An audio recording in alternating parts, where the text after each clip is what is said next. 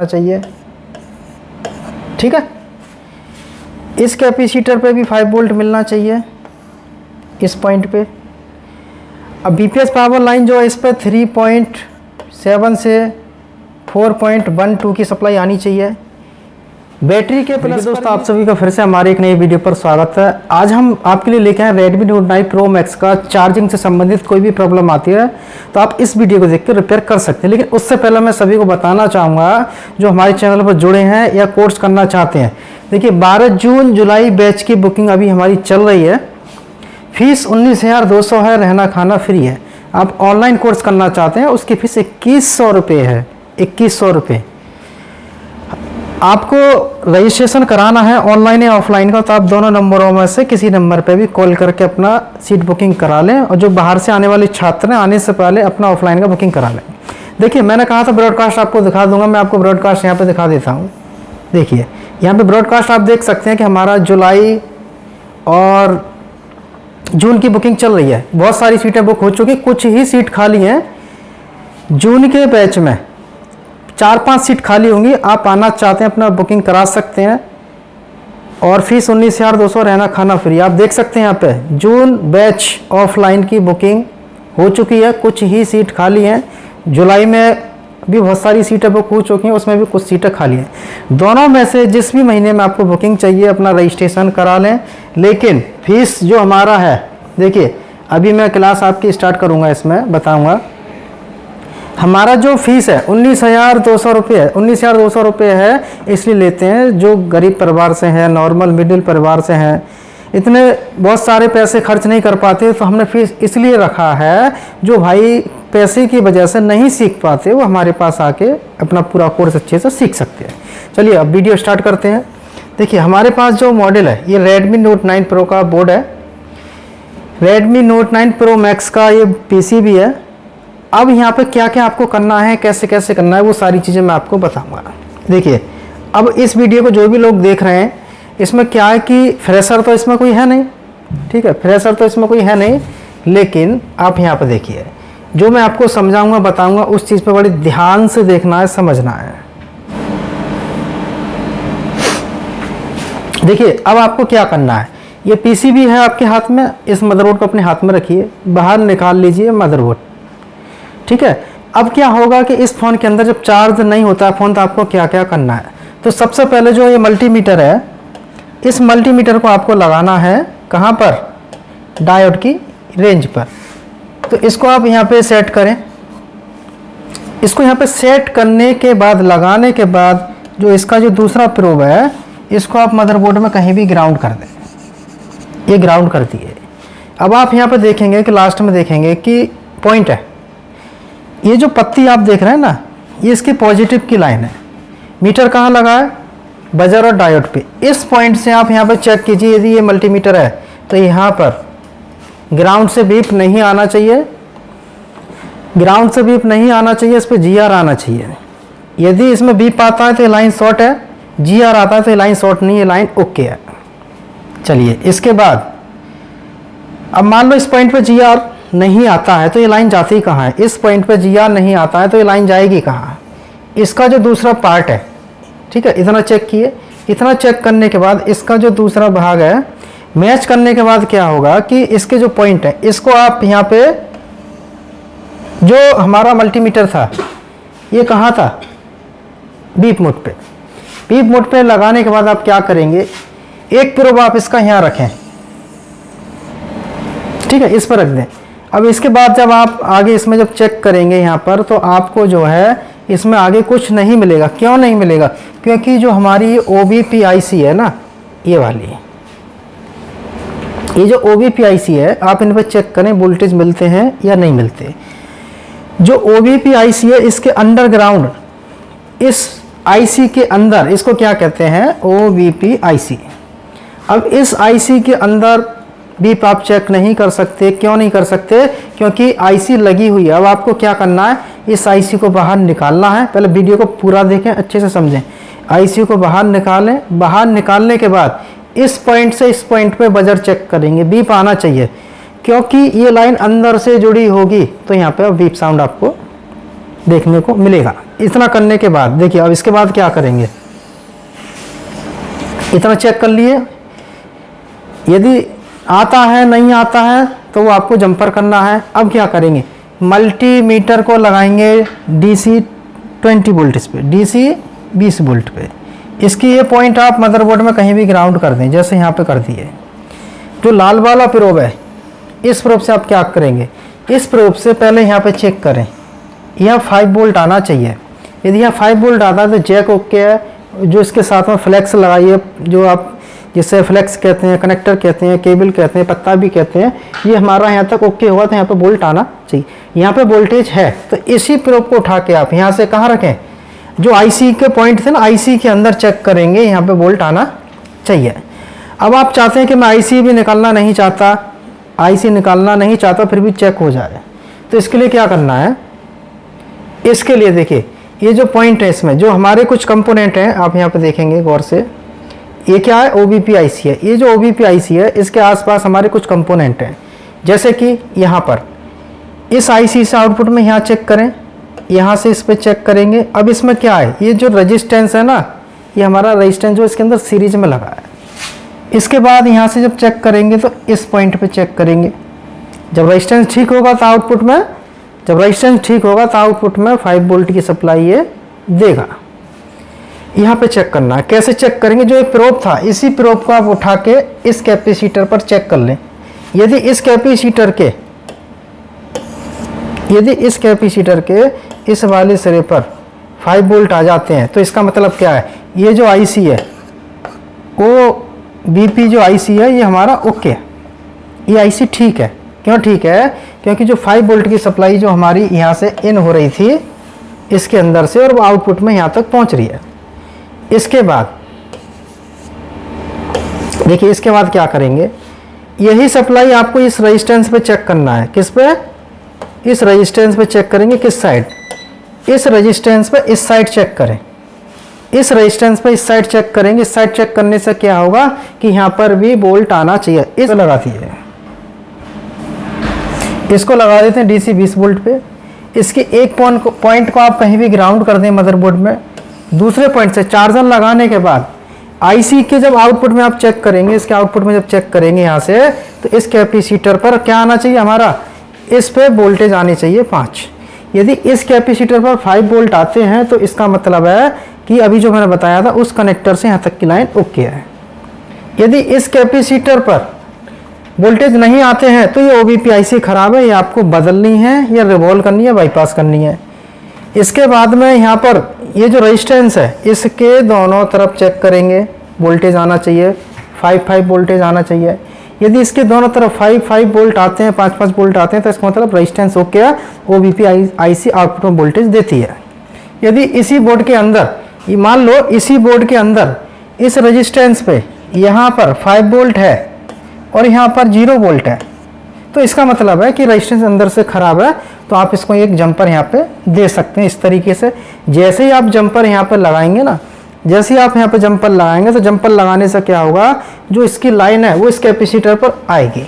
तो कहने का मतलब है इन तीनों कंपोनेंटों पर 5 वोल्ट आते हैं तो OBP IC ठीक है, नहीं आती है तो OBP IC खराब है। इसके बाद क्या होगा देखिए, इसके बाद आप यहाँ पे देखिए, ये जो है इसके अंदर ये OBP IC है। इसके बाद देखिए इसके बाद क्या करना है, जो हमारा मीटर DC पे था, DC पे जो लगा हुआ था, और हमारी एक पॉइंट इसमें मदरबोर्ड में कहीं भी ग्राउंड कर लो, आप कहीं भी कर सकते हैं जहां मर्जी। और इसके अंदर और कहाँ 5 वोल्ट आपको चेक करना है। इसके अंदर जो आपको 5 वोल्टेज जो चेक करने हैं, ये जो 2 कैपेसिटर हैं इस पर भी 5 आना चाहिए और इस पर भी आना चाहिए। इन पर 5 आने का मतलब है कि ये जो लाइन हमारी यहाँ से और इस तरीके से यहाँ तक ये जुड़ी हुई है। यदि कहीं 5 है कहीं नहीं है तो आप जंपर कहाँ से कहाँ करेंगे, तो इसके लिए देखिए जंपर कहाँ करना है मैं आप बताता हूँ। ये जो लाइन है इसके अंदर, ये जो लाइन है यहाँ से निकलती है, यहाँ जाती है, इस पे जाती है, ठीक है। इतना आने के बाद ये जो लाइन है इस पे आएगी नीचे वाले सिरे पे, जो मैं बता रहा हूँ इसका ध्यान देना, इस सिरे पे आएगी। फिर इसके अंदर जो 2 बड़े वाले जो कैपेसिटर है ना, एक ये वाला और ये वाला, इन पर 5 वोल्ट आनी चाहिए। नहीं आती तो आप इनको आपस में जंपर कर सकते हैं। इसके बाद लाइन हमारी कहाँ जाती है वो आपको यहाँ पे चेक करना है। देखिए इसके बाद क्या करेंगे, चार्जर लगाने के बाद में जब बैक साइड पे इसके जाएंगे, जो बैक साइड में आईसी है दूसरी वाली, इसको चेक करें। पहले इसको बोर्ड को मैच कर लें अच्छे से। इसको यहाँ पर मैच करने के बाद ये प्रोब हम इसको यहाँ रख रहे थे, यहाँ से उठाएंगे, ठीक है। यहाँ से उठाने के बाद क्या करेंगे, दूसरी जगह लगाना है। कहाँ लगाना है, इसमें किस जगह पर लगाना है, जो आप ये पॉइंट देख रहे हैं ना, इसके अंदर जो ये वाला कैपेसिटर है, इस आईसी के अंदर से इस तरीके से लाइन आती है। अब इस कैपेसिटर पर भी 5 वोल्ट आना चाहिए। यदि इस कैपेसिटर पर 5 वोल्ट नहीं आता है तो आपकी प्रॉब्लम कहाँ कहाँ हो सकती है, कहाँ हो सकती है। जो इसकी लाइन थी, चार्जर की जो लाइन थी, बेल्ट से लगाने के बाद जब ओबीपी आईसी ठीक थी तो आउटपुट में यहाँ से होती हुई, यहाँ से होती हुई, इन दो से होती हुई, और फिर ये लाइन हमारी जो 5 वोल्ट की इस कैपेसिटर पर आ रही है। इतना आपको इसके अंदर चेक करना है। अब यहाँ पे वोल्टेज कहाँ है कहाँ नहीं है उतना आपको चेक करना है। इतना चेक करने के बाद में कहाँ जंपर लगाना है कहाँ नहीं लगाना, वो आपको यहाँ पे समझ में आ गया होगा। इसके बाद देखिए इसके अंदर थोड़ा सा सर्किट जो चेंज है, क्या चेंज है इसके अंदर देखिए। यहाँ पे आप जो आईसी देख रहे हैं, कौन सी वाली, ये जो आईसी देख रहे हैं, इस आईसी से भी बैटरी चार्ज होती है, इस आईसी से भी क्या होता है, बैटरी चार्ज होती है। जब चार्जर लगाते हैं तो 5 वोल्ट हमारा जो है इन कंपोनेंटों से निकल के, इनसे निकलने के बाद जो मैंने अभी आपको बताया था, यहाँ से और यहाँ से आईसी के अंदर दो जगह इन हो जाता है। इसके बाद में इन कैपेसिटरों से ये लाइन जो निकलती है, इस पर भी 3.7 से 4.12 की सप्लाई आनी चाहिए। और ये सप्लाई कहाँ जाती है, यहाँ से बैटरी के प्लस पे जाती है। ये क्या है, इसकी चार्जिंग आईसी है। लेकिन आजकल के फ़ोनों के अंदर 2 चार्जिंग आईसी आती हैं। 2 चार्जिंग आईसी जो होती हैं वो क्या करती हैं कि एक चार्जिंग आईसी होती है नॉर्मल चार्ज के लिए, एक चार्जिंग आईसी होती है फास्ट चार्ज के लिए। अब इसके बाद ये हमारी जो चार्जिंग आईसी है, यहाँ से भी बैटरी के प्लस को सप्लाई जा रही है, ठीक है। इसके बाद अब आप यहाँ पे देखें, यहाँ पे क्या था, 5 वोल्ट था, तो यही सप्लाई हमारी एक यहाँ से 5 वोल्ट की इस पर भी आ रही है। ये सर्किट थोड़ा सा चेंज है, आप समझेंगे, अच्छे से देखेंगे तो समझ में आएगा। यहाँ पे आ रहा है, इसको आने के बाद यहाँ पे जब ये सप्लाई आ जाएगी, इसके आने के बाद में यहाँ पर आप देखेंगे एक कैपेसिटर, गौर से आप देखें, कॉइल के सामने फिर इसके ऊपर 2 कैपेसिटर हैं। अब इसके जो ऊपर वाला जो कैपेसिटर है यहाँ पर, ये वाला, ये इस वाले कैपेसिटर से लाइन इस पर भी जुड़ी है, ठीक है, इस पर भी जुड़ी हुई है ये लाइन।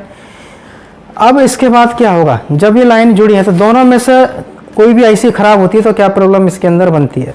अब इसके अंदर जो प्रॉब्लम बनती है, यहाँ से बैटरी के प्लस पे भी जा रहा है और यहाँ से भी जा रहा है।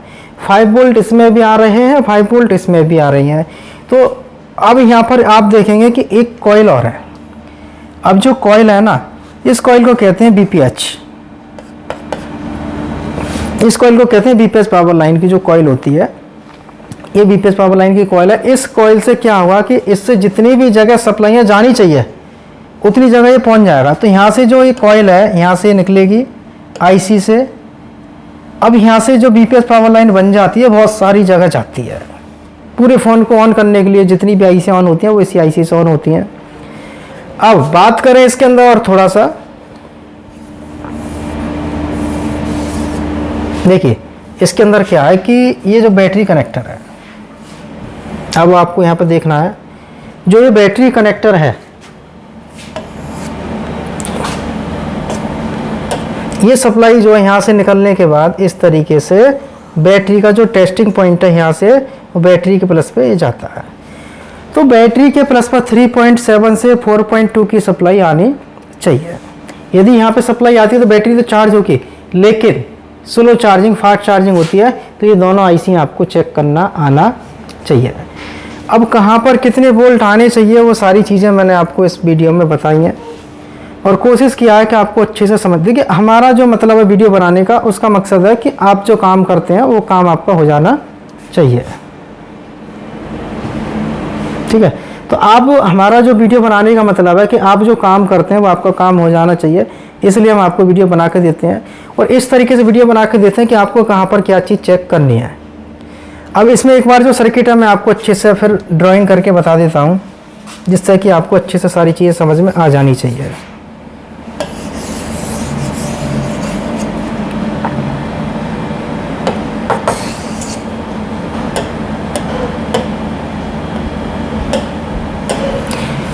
देखिए जब आप चार्जर लगाते हैं इसके अंदर, तो चार्जर लगाने के बाद जो हमारी सप्लाइयाँ हैं वो कहाँ जाती हैं।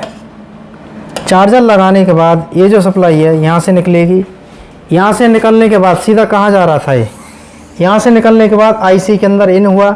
इस आईसी से आउटपुट में ये सप्लाई हमारा इस जो कैपेसिटर है, इससे यहाँ से आईसी से फिर इस कैपेसिटर से होते हुए फिर यहाँ से ये जो सप्लाई है यहाँ से इस दो कैपेसिटरों पर जाएगी।